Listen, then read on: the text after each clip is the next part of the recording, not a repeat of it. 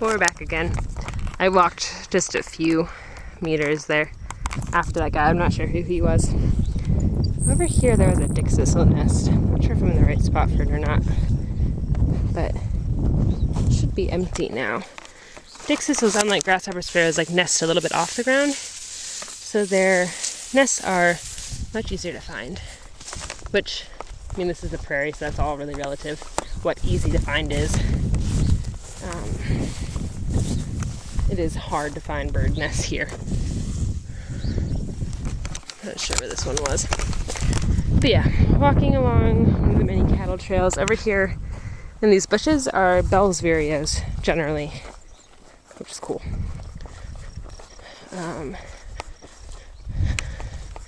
Is this where my dick thistle was?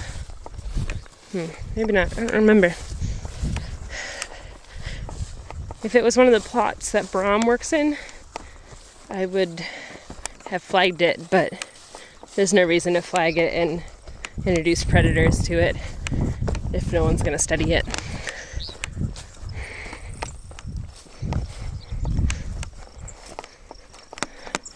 There are all sorts of nice rocks along here, and of course cow turds, like everywhere. Always are walking through cow turds. Here's a bird that actually has food in its mouth. I don't know if you can see it up there. Kind of cool.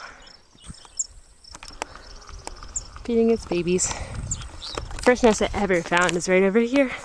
It failed, unfortunately. I don't even think there were nestlings, but it failed pretty quickly. All sorts of cool rocks. The other day I was walking past these bushes, and it was really hot, like one of the 100-degree days. And all of the cows, like 100 cows, came out of these bushes when I walked by. It was so scary for me and the cows.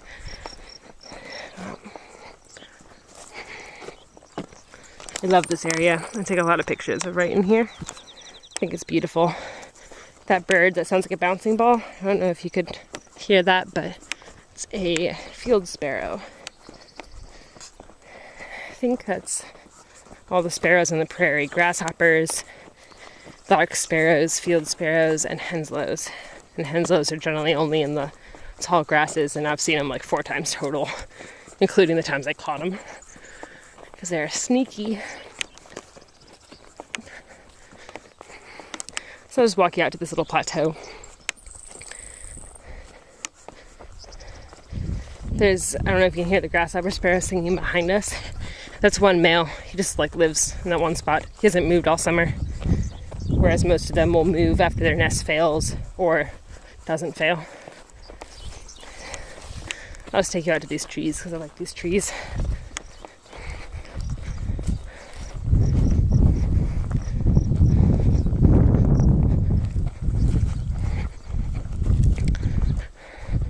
So these are, when I say forbs, this is what I mean. All these non-grass plants growing.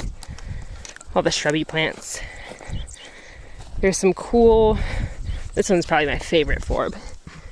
Lead plant, just because it's pretty and it's all over. There's also some plants that react to your touch, which are cool. I'll point them out if I see them. There's not too many in this plot. But yeah, I just like these trees. There's a swallow going by. Those are cliff swallows. I don't know where they nest though, because there really aren't any cliffs here.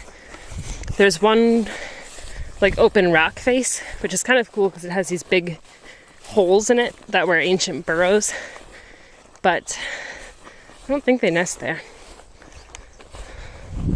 So this is a nice little edge of a watershed. You can sort of see. If you look down, there's trees and stuff. But these are the trees I like the best. Just because they're like the lone sentinels up on this plateau. A lot of the trees at Kanza still have thorns to protect them against big grazers like camels and all the stuff that was here during the Ice Age, basically. This tree has the thorns, but nothing's going to be eating this tree anymore. So it's just kind of wasting its time, which isn't very healthy, which could explain why this tree is dead. The fire also could help. Thistle is invasive. I don't know this thistle specifically, but I know that that's one of the few things they do spray for on Kanza, because they can't have that getting its hold on the prairie. So yeah, these are these trees. I just think they're fun. I also think this is neat. I'm sure I posted photos of it. It's just this weird like rock face where these are just all like little broken up rocks in strange patterns. Flinty rocks generally. But sometimes I sit under here.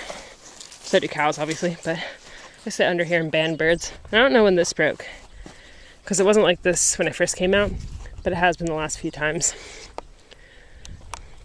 I just had a nest that I got to watch the nestlings fledge.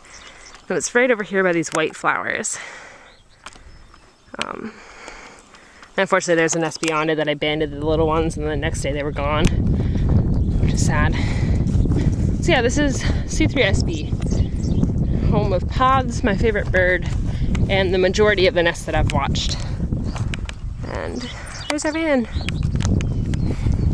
Most of my work has been done on this plot, which is nice because it's lovely. I wish there were cows, because the cows are always so much fun. Maybe there's cows at C3SC that I can show you.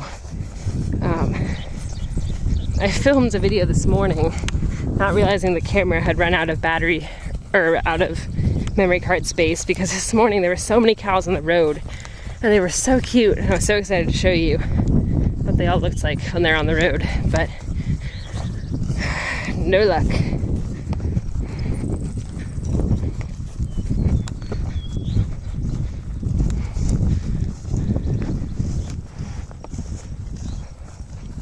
Not really sure if I'm ever actually going to show you all of this, but why not try?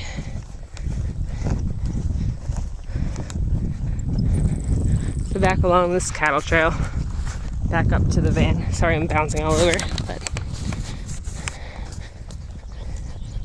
the ground isn't very even and my hands aren't very steady.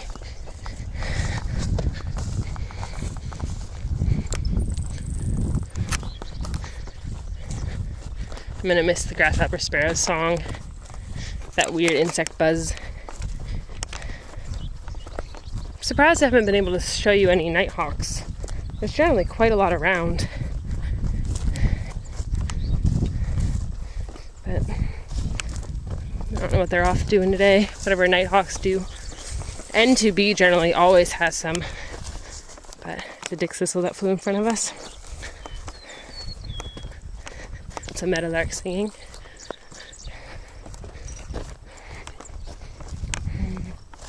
Dick thistle say their name, Dick thistle. Or if you're really hungry, they say baked ziti. Just depends on my mood. So again, through the cattle trails. I haven't been here in a while because all the poop is dry. I haven't been here in a while because all my nests are failed on this plot. In fact, all my nests are failed. Today, I had one more that I was hanging out with, and they were failed. So I don't have anything to do in the field tomorrow unless somebody finds a new nest, or unless one of our incubatings hatch, which hopefully they do, because I don't want to do all lab work tomorrow. So up here is my other favorite secret. Just up this hill is a poorwill nest. Poorwills being a species of desert nightjar. And the young ones are getting big. The last time I checked, so hopefully they're still there and healthy, but maybe they've moved on. But I'll try either way. Took my friends to see them the other day because they're so cute.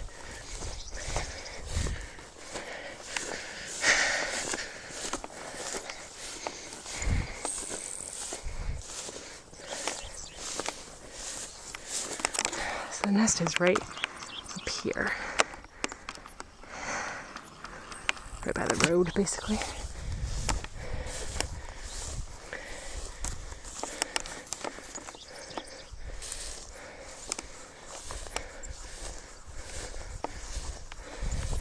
I lied, it's over here a little bit more.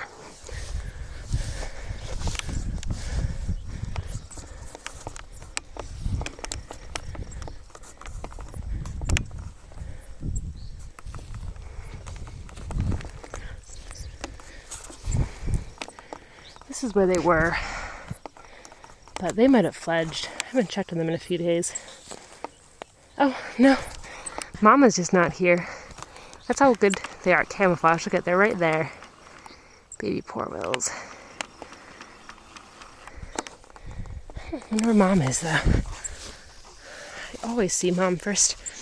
So, these are what poorwills are. Really cute, basically.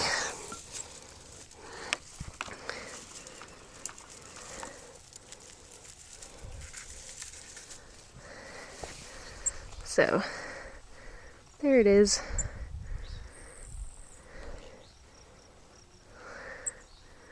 It's really cute. Look at its face. They have really strange beaks, really strange birds in general. But they've lived here. We've had this marked for a while. Just the two of them. Go back in. They're super sweet. Poorwills.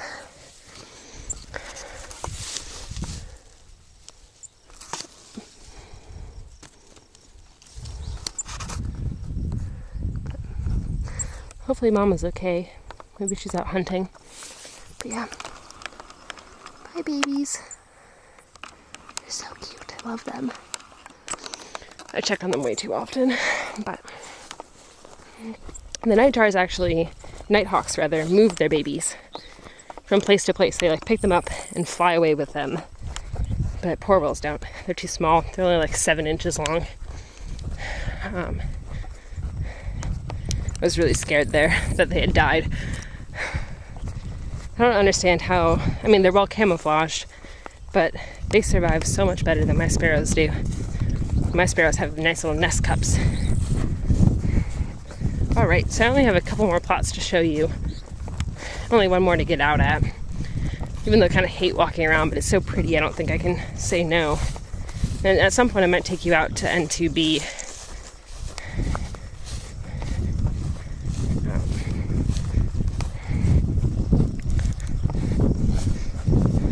In fact, I might do that because I do want to check. The one female Henslow I banded today was stressed, so she wouldn't fly away afterwards. And so I'd like to check to make sure she's still on her nest. Hey, I dropped a battery. Ouch, I poked myself in the butt with this fence. Barbed wire. Barbed wire. Okay. Through the fence.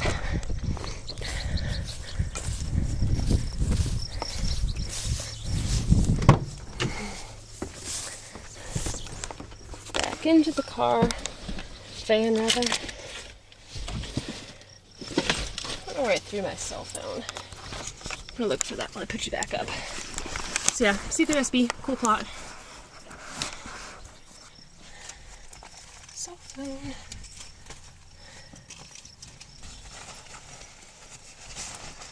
I'm taking this way too literally. I was just gonna ask you, like, could you call it for me? It's like, I'm actually just talking to a camera. I found it. I'm sure you're a worried camera. No messages.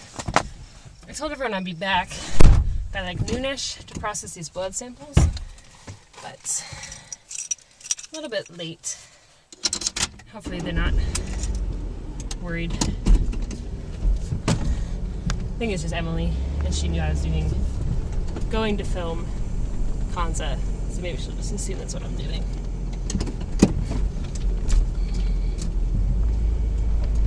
If it was Alice, I'd be a little bit more worried. But she's probably still banding because it's only noon. She's generally out until 3 or 4 every day. Which is kind of impressive because most professors don't go out in the field at all. So happy this poorwills are okay. So back up.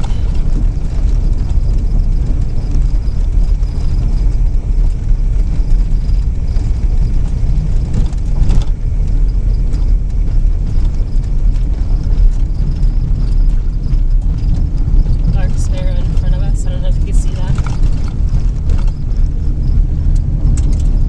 I think I'm going to be ending up just watching these videos when I miss Kanza.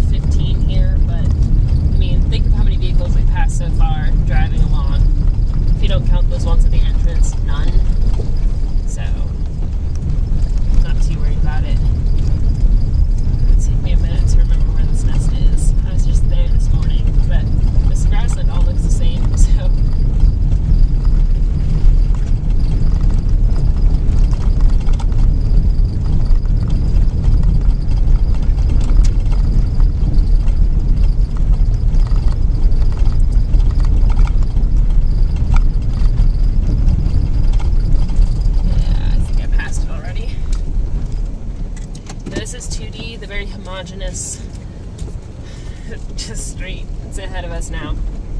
Boring, boring grassland. So boring. Good birds, but boring. Let's try that shit boring.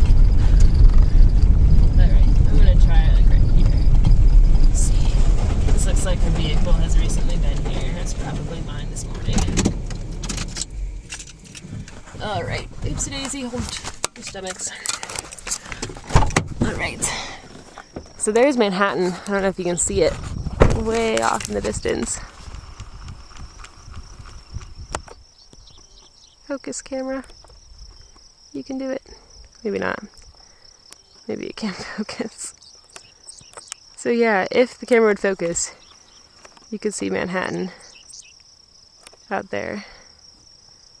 That's what that like dark horizon is. My apologies.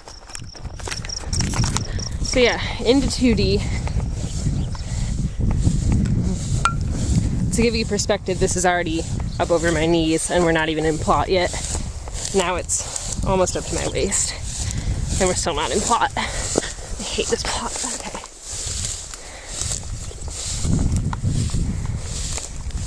There's a nice sunflower, so it's not all bad, right? Official state flower of Kansas, which makes sense because they're all over the roadways.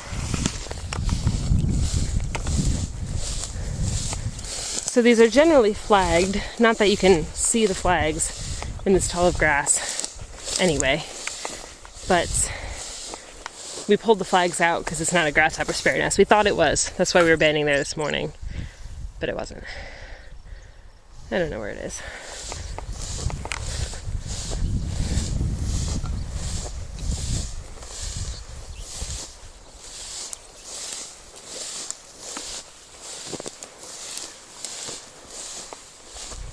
Most of the time you can see things like this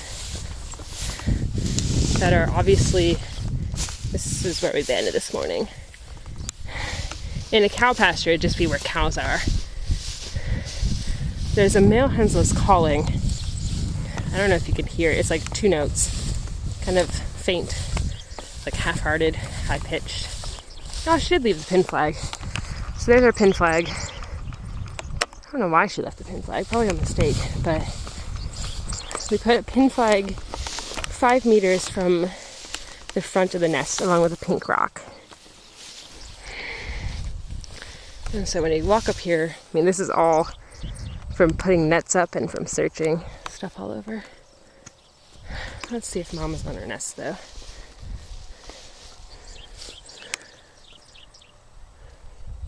I'd have to find the nest to know, but that's always. No, she's not. Here's the nest. I don't know if you can see it. There it is. Of course, camera's not going to focus on it. Maybe it's focused, but yeah, she should be on it. And check the eggs. They feel warm, but it is warm out. Henslows are super sneaky. They're so hard to find. So hopefully I didn't flush her just because she went away. There's 2 dixuses over here. They're the ones making those high-pitched notes at us. They have to have a nest right in here, so I'm worried that we trampled it.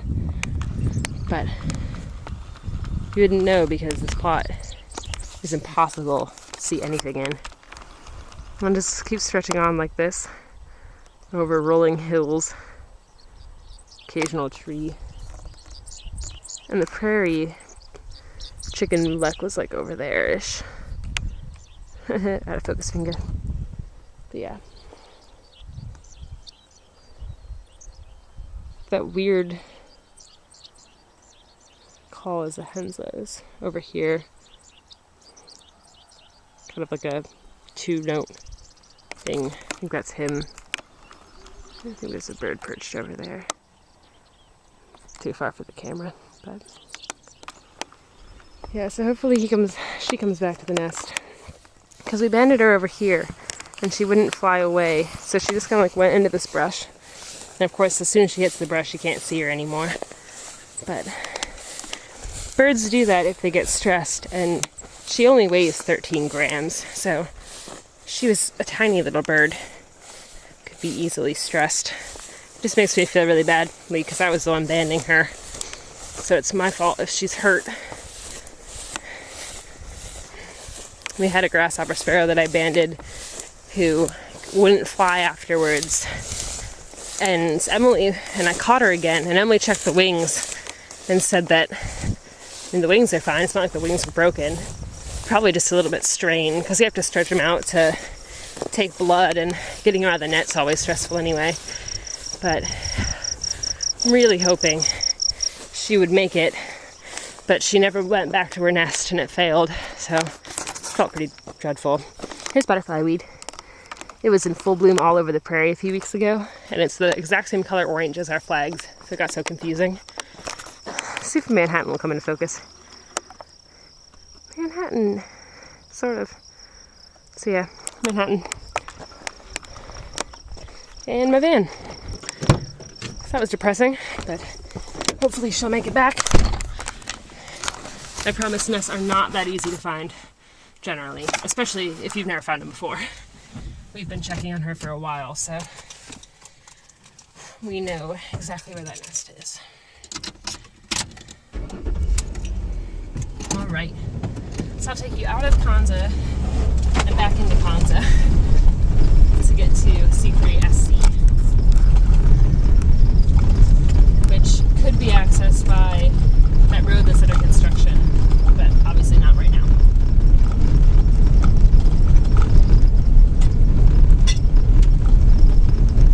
Oh, sorry, I'm stuck in Gatorade.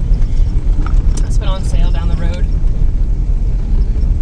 Alice keeps it stocked, so the first few times that I was like really thirsty and dehydrated this summer, I had Gatorade, like orange Gatorade. I don't like orange Gatorade that much, but now when I'm thirsty and I need a treat, that's what I get. I feel like $1 for 32 ounces isn't that bad, I guess.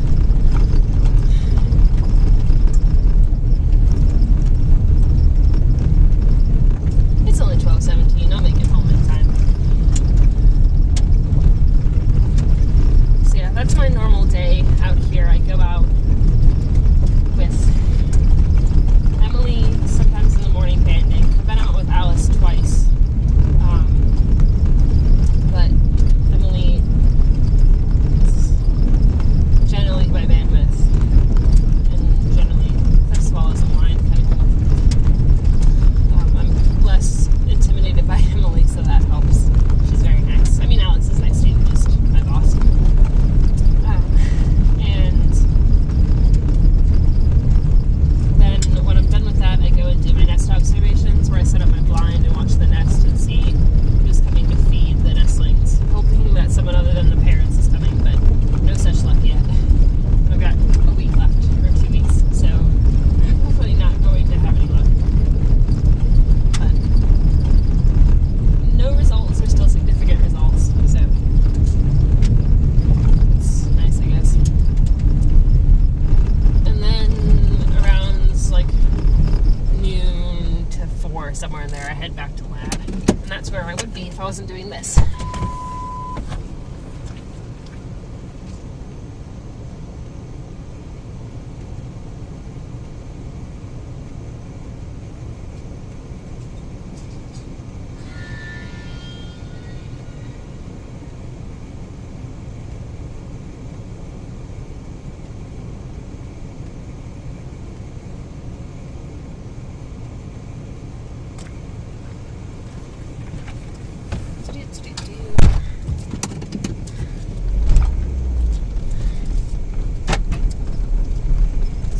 Back into the cattle units, luckily without having to climb through any fences because of this gate.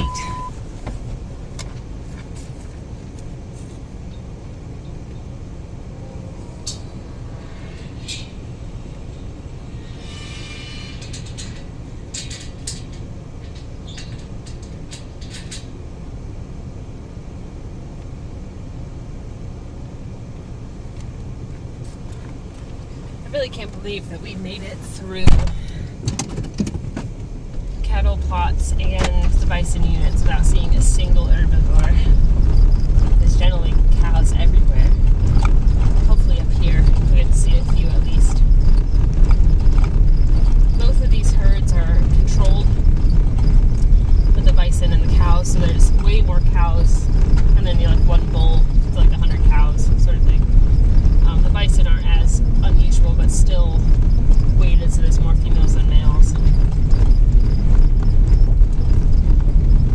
Yeah, C3A over here is on our left, and that's probably the most studied plot of the cattle units on Kanza because of the really easy access. It's right next to the road, so the main road up here, not this road. Yeah, this morning it took me forever to get through all the cows on this road, but they're not here anymore. So I'm wondering if they got rounded up, because they do that every once in a while. They round them up and they weigh them to see how effective their grazing is. So there's always like cowboys out with their hats and everything to see their horses, but it's still strange. There were so many a few hours ago. This little, I don't know if you can see the little creek, but it has gotten so washed out. It's a really big pothole now, so you have to kind of drive along the middle of it, wear that down to you. We've had a few nests over here on C3A, but it's kind of a boring plot in my opinion, probably because everyone studies it, so it's always kind of busy and you have to like work around other people's equipment and flags and stuff. You can see all these birds flying in front of us. Some of them are cowbirds, but most of them are grasshopper sparrows. They're the young ones. They're all grouping on the roads right now and eating the grasshoppers on the roads. It's kind of cool, but also kind of intimidating because you know that you've missed all of those. Because we should have captured them all, but none of them are banded. But all well. We've captured, in the last 2 years, about 700 birds. It's a lot of grasshopper sparrows for the fact that most of the birds that we see are unbanded still. There's a lot out here. Although I took a tour, like an official tour on the Bison Loop the other day for a seminar, and the guy had never heard of grasshopper sparrows, like the leader. I'm like, you're leading a tour at Kanza Prairie where there are hundreds of grasshopper sparrows, and they're all over the roads, and you've never heard of them. But he's a volunteer, so you know how that goes. So almost out of Kanza now, without a cow in sight. I have no idea how that works. I'm gonna have to get out and film cows for you one of these days. There's some cows up here, across in C3SB, on the far end, away from where we were. So maybe there'll be some in C3SC. I wonder who this group is out here working. Oh, it's us.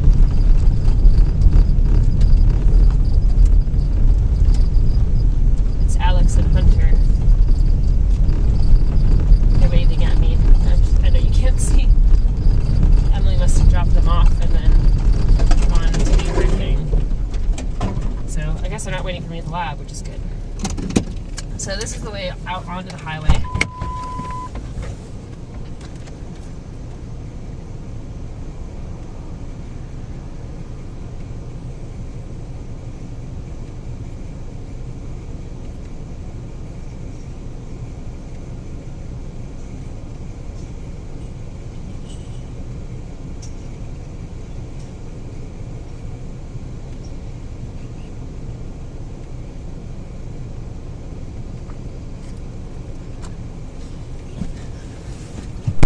Took you in here this morning, chatted with you and everything, but apparently I was just talking to a silent camera, so I wasn't recording. So that was sad.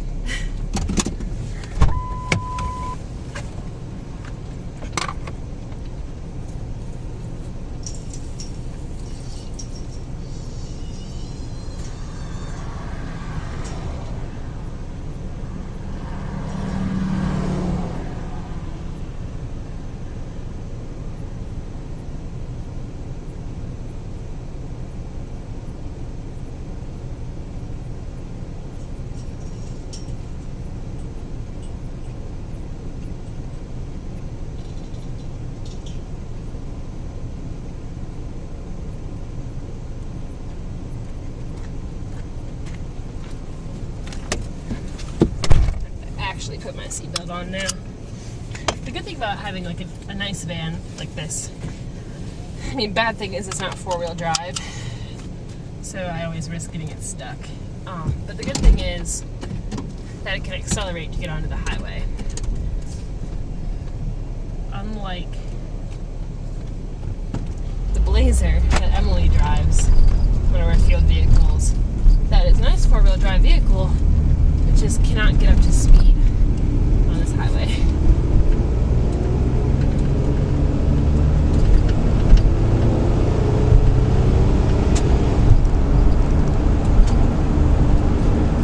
So now obviously we're off of Kanza on I-77, which runs, it connects to I-70, which I like, kind of like road names from home.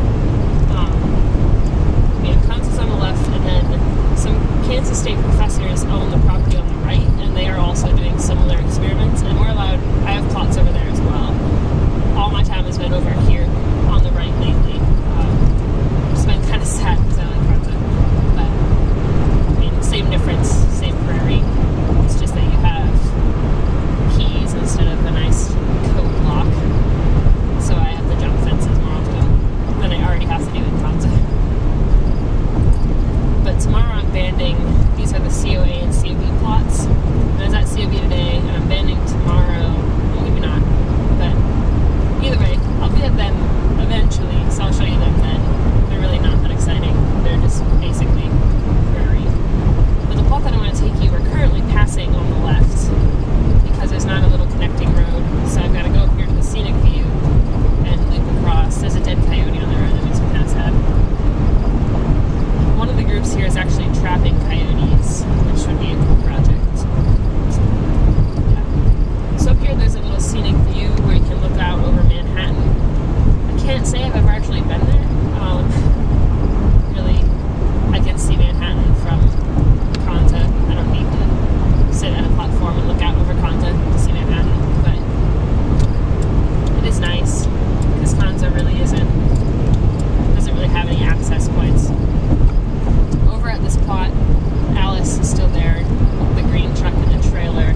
She has like a trailer, a little camper on the back of her truck that has an MRI machine so she can test the fat and everything. So if I take a right here at the scenic view, that's that plot.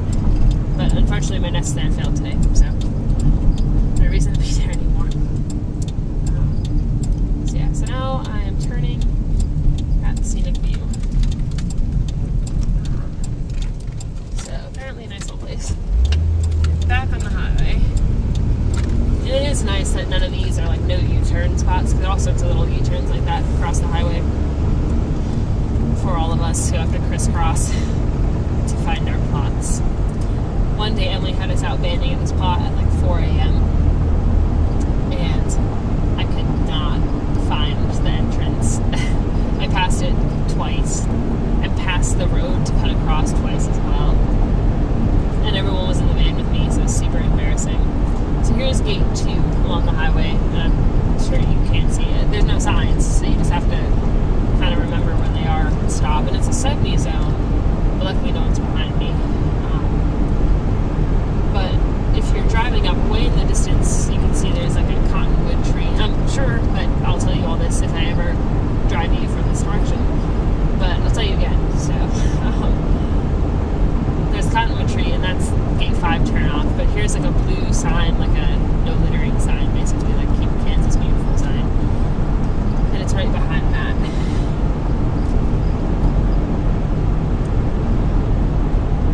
There were a lot of sandpipers around here. That's one bird that I really haven't gotten like a good audio for.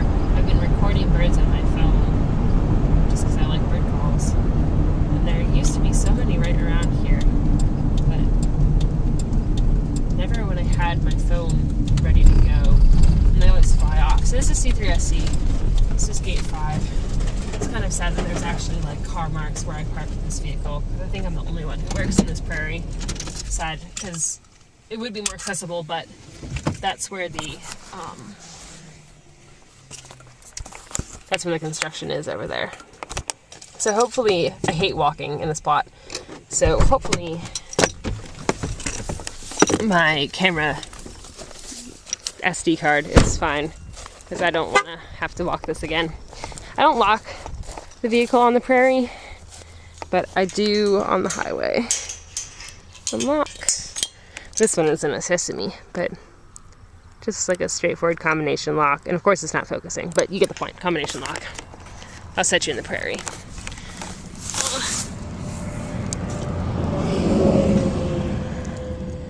12:20. Luckily, we generally don't. They tell you not to turn the locks very much. Like, there's really no reason to really wind it up. Just enough to keep the cows in, and not really sure why people would want to intrude here. There's the highway. I'm sorry, I'm just kind of pointing you randomly again. You're on the ground. I'm sure you couldn't tell.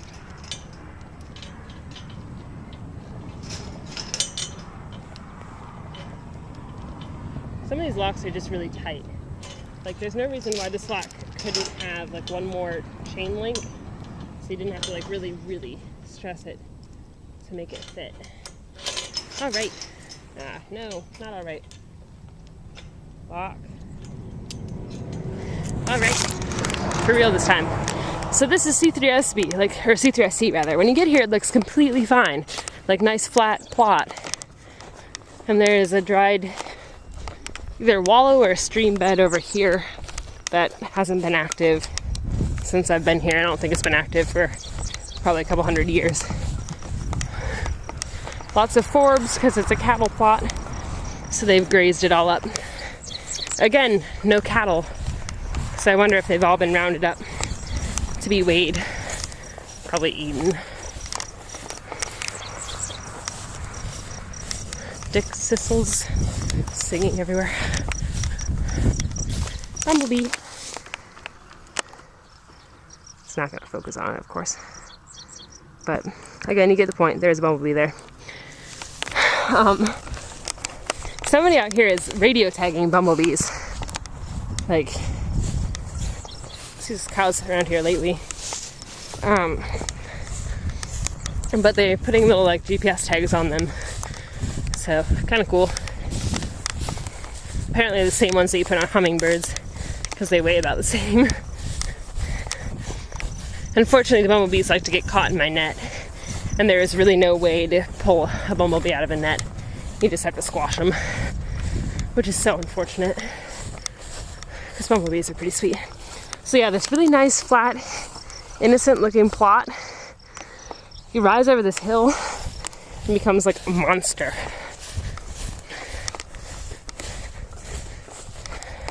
Kansas is flat, they said. Oh, look, there's cows over there. I don't know if you can see them.